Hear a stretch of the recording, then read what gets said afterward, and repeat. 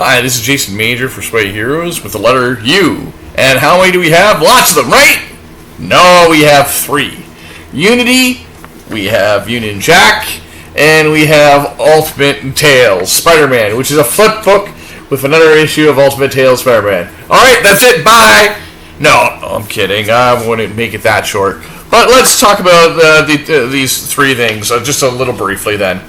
So, Union Jack would be, obviously, he's a British superhero, and working class is called in by the British Secret Service MI5. So we got him, which is part of the Marvel Universe. So kind of like a British Captain America, I guess, is the easiest way to say it. Unity, I'll talk about briefly and say that this was the Valiant crossover. I mentioned it before, and it had all the characters. So some of the Solar, Man of Atom, and Magnus Robot Fighter and Turok were all Gold Key Western characters that they used as kind of the starting point for their universe. Now, those characters weren't really superhero in the way that Marvel and DC were superhero. They were, I would say, more closer to a sci-fi book, because Magnus Robot Fighter really isn't a... You really could say that it's a sci-fi book, as opposed to being a true superhero. That book took place in the year 4001, and he fought robots, obviously, as the title suggests, and he was more of a freedom fighter. So it was like this very kind of 60s futuristic thing. It was awesome. And then Silver Man at the Tom was a guy with like you would be familiar, might be familiar with Dr. Manhattan from Watchmen. He'd be kind of like that in terms of his power set, but again, his stories were more scientific and science fiction based. And then, of course, Turok was like a Native American exploring like a lost land, so he was kind of like almost closer to Tarzan than superheroes. Then you had the Valiant characters like Exo Manowar, which was a barbarian who got a suit of armor that was kind of sentient or something. So it was kind of like a mixture of Iron Man versus Conan the Barbarian. It was kind of fun.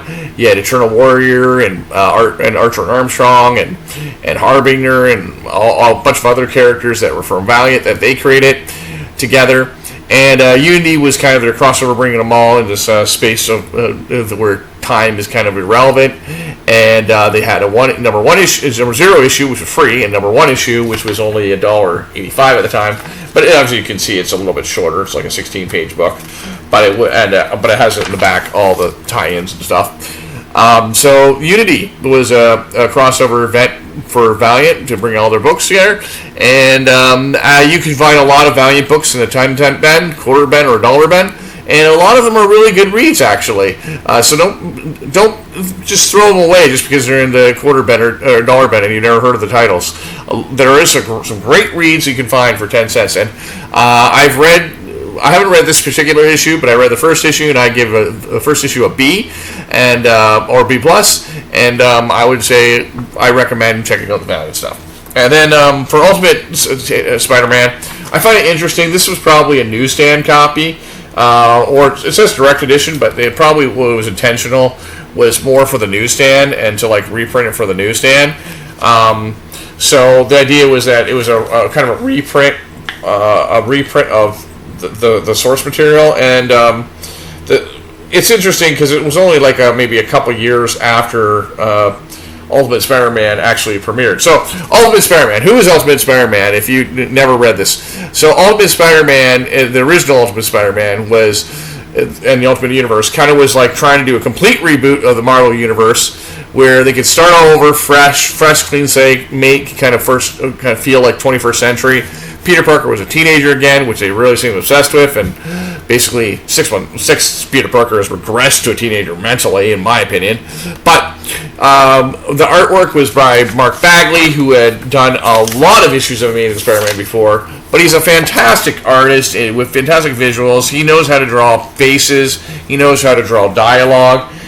When there's just dialogue going on,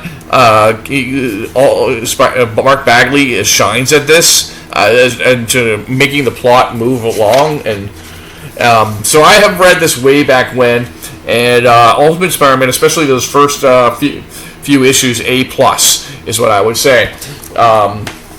Now, of course, later on, spoiler, Peter Parker dies. The Ultimate Universe Peter Parker dies, and he's replaced by Miles Morales, famously enough. And then,